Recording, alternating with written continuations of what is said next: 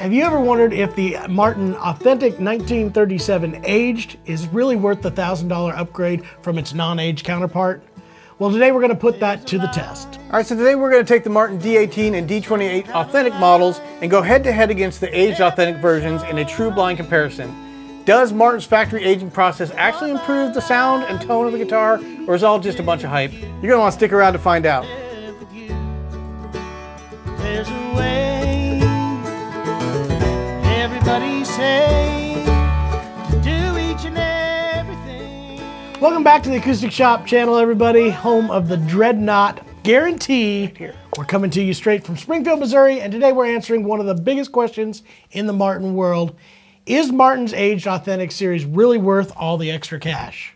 And let's know what you guys think. Would you pay the extra $1,000 for the more aged version? Drop your guess in the comments below, and then stick around to the very end to see if your ears can tell the difference. All right, both of these two guitars are going to have a VTS Adirondack spruce top. That is Martin's torrefication or aging process for the top. That's what I said. I said that, didn't I? Anyway, backing sides for a D-18, of course, is going to be mahogany backing sides. The D-28 will have Guatemalan rosewood, which is actually different than its 1937. It would have been Brazilian rosewood, but we can't use that. So we're going to use Guatemalan instead. Mahogany neck. The fretboard is going to be ebony that has been shaped and kind of made a little bit more comfortable to play. Nut width is going to be 1 3/4. Bone nut and saddle. That is also different from the original. In fact, those were ivory back in the day. Also can't use that. As far as the bracing goes, it will be VTS forward shifted X brace. This is the authentic bracing though, and this is different than the golden era in that they tuck these braces underneath each other. And they also scallop them much heavier than they do on the golden era braces.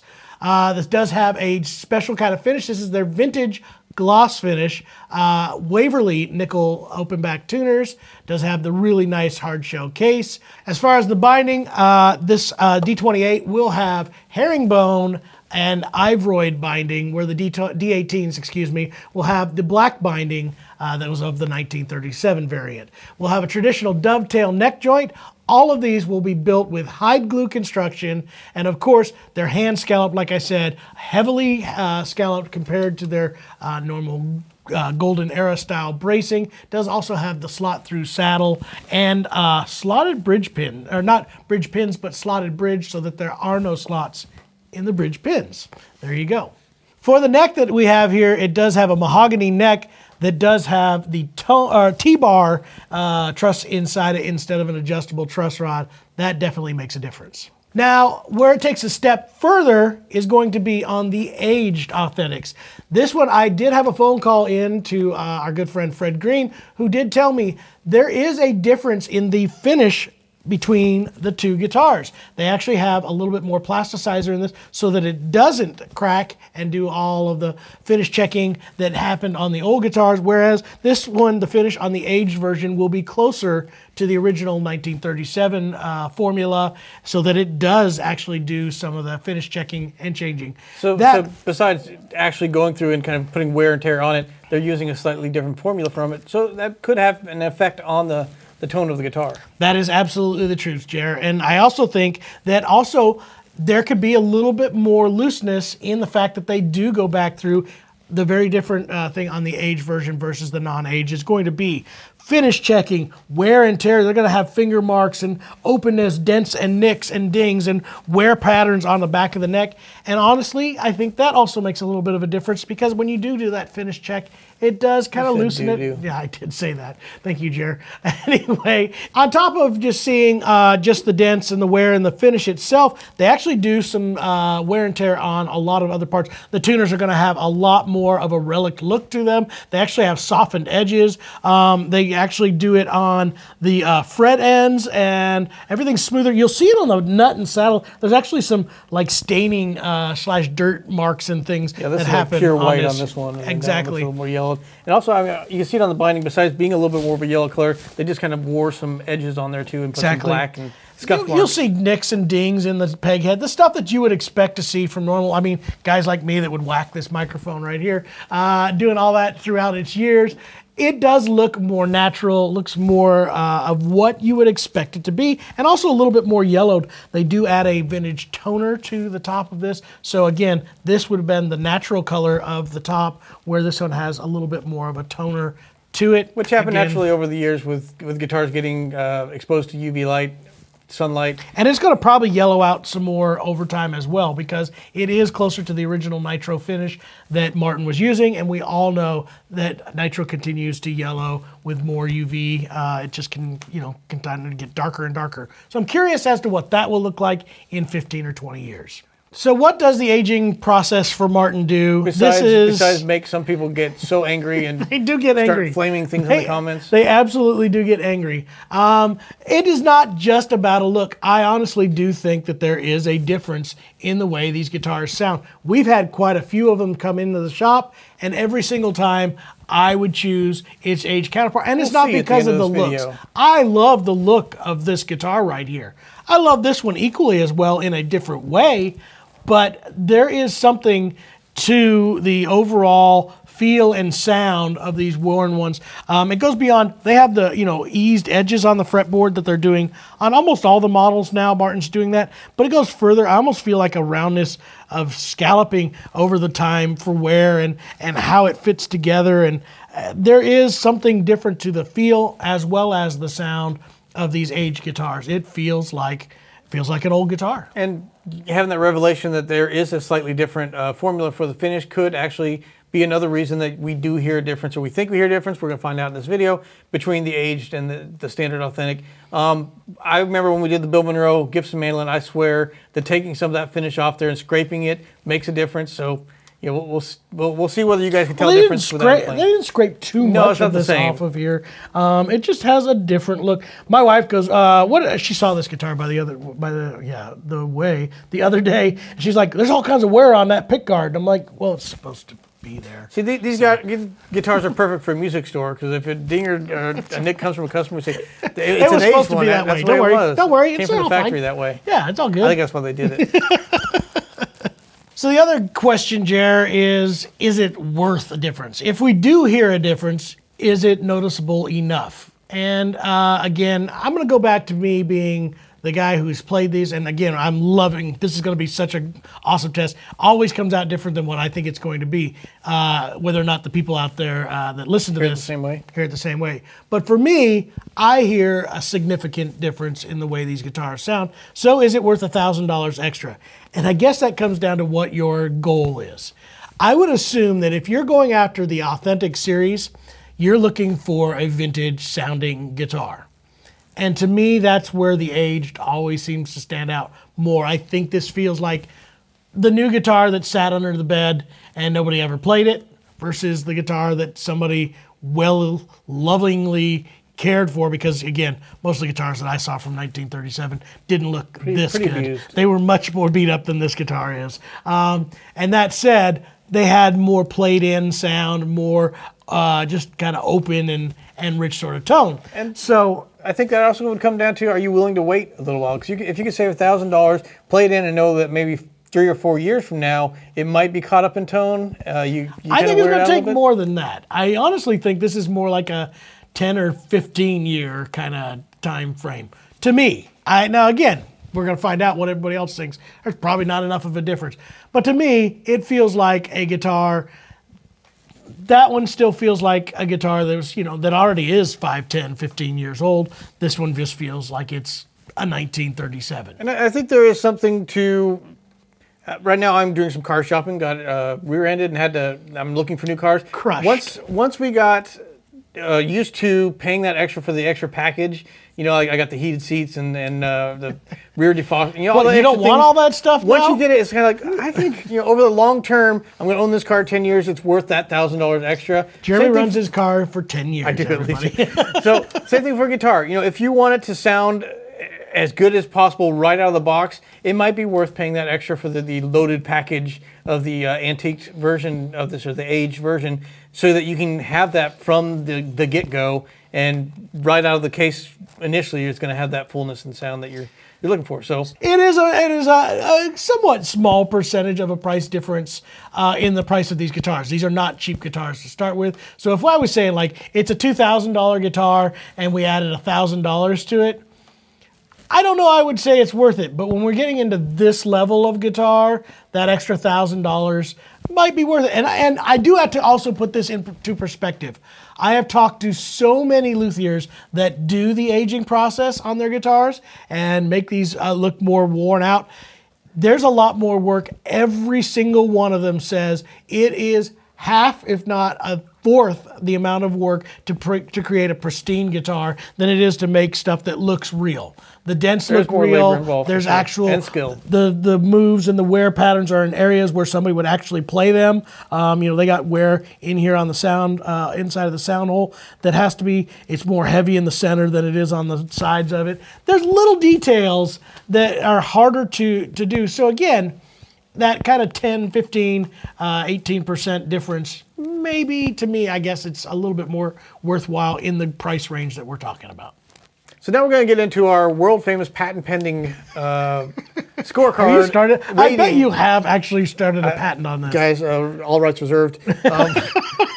No, we're going to give our rating 1 to 5 in like price range, but we're going to do this as a series because we do have the D-18 and D-28s, and then we have the aged authentics. But in the 1937 series, we're going to kind of rate the series as a whole. So between that $8,000 and $10,000 price range.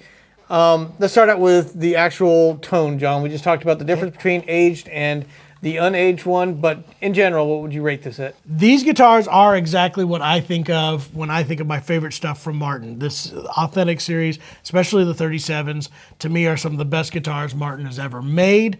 I think the sound quality is amazing on them. It just feels and plays the way I want it. So the non-aged version, for myself, I'd probably give it a 4.2. Where, for me, in both cases with the aged, we're at a 4.8. These are some of the best guitars that I think are being created, and they just have that vintage sound. Yeah, I think both of you and I agree that the aged ones do have a little bit better tone, at least to our ears. So I'd almost mirror you exactly. I'd say about 4.4 for the standard model, and then when you get to the aged one, I'd raise that up for about 4.7, 4.8. There you go.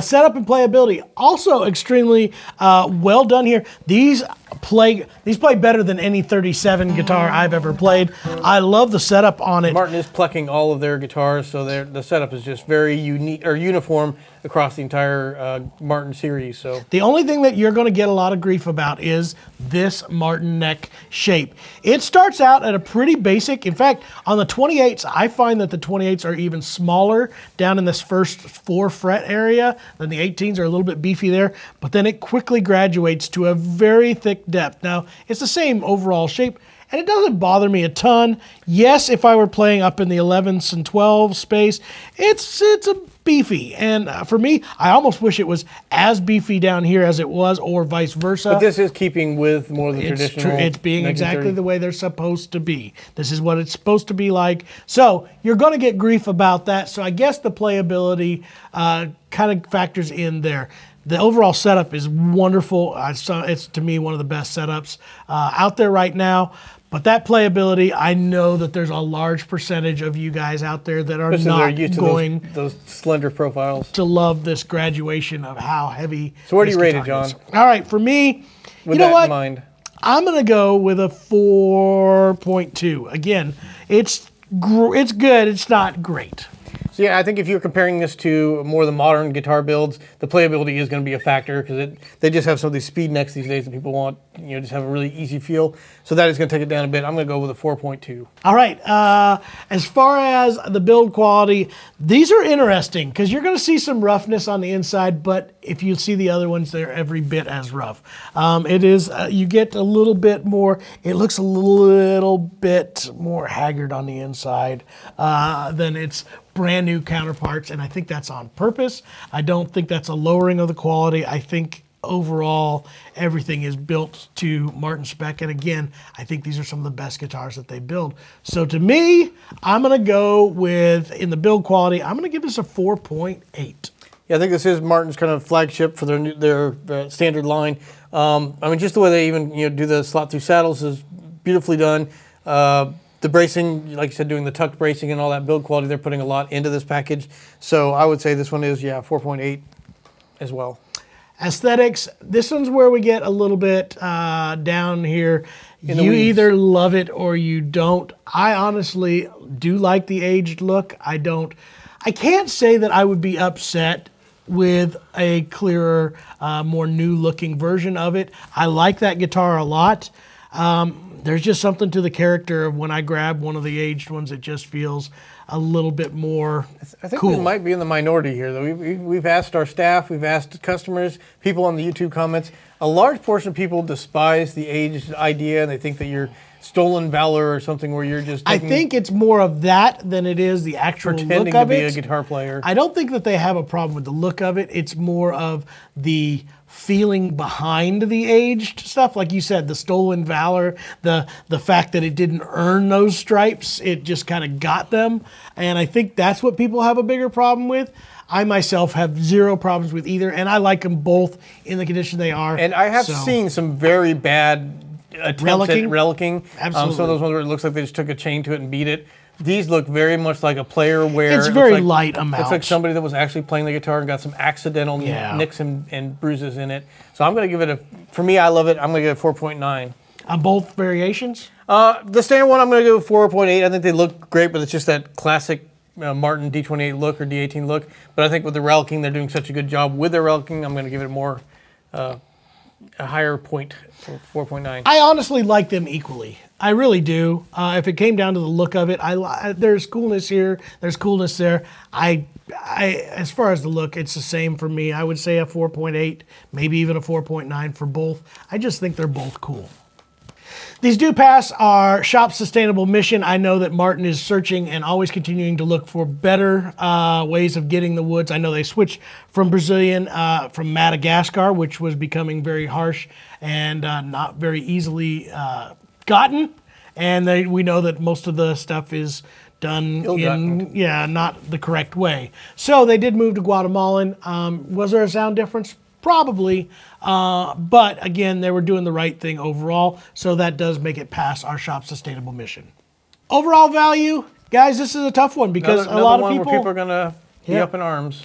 But again, this is around a $9,000 guitar, and we're seeing other builders building very similar styles of guitars to this. If you look at pre-war, Thompson even, they're building a very more like this guitar style one.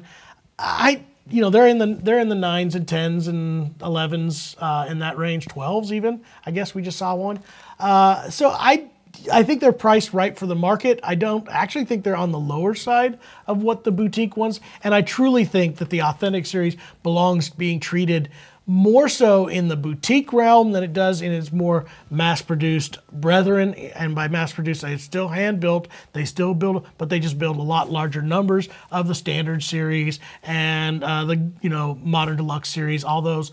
The Authentic series gets to be treated almost more of a boutique build. I mean, they have to. It's not using a lot of the same standards that the other guitars are doing, including that T-bar in the neck, and not, doing the same channel for Hide glue. the adjustable truss rod, the hide glue, the tucked bracing, different voicing on the bracing. Voicing, scalloping the brace is completely different than they do on the other guitars. Yeah, you're right. It's a boutique guitar. So in the overall value, I actually give this one a 5.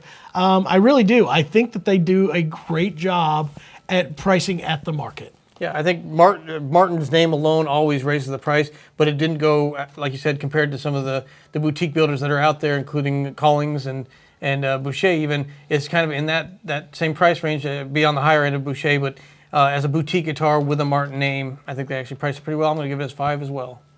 So Jeremy, who do you think this guitar is built for? So the overall series of the Authentics, the 1937 Authentic, it is somebody that just would love to have, for me, would love to have your guitar, a 1940 D-18, but don't have a budget to buy a actual vintage guitar. I know a lot of people in the comments are like, "Oh, just save up your money and buy a vintage. There's nothing better. Yikes. Just buy yourself a vintage." Well, if you got about $40,000 to $80,000, I agree, do that. For the rest of us, this is something that you're getting.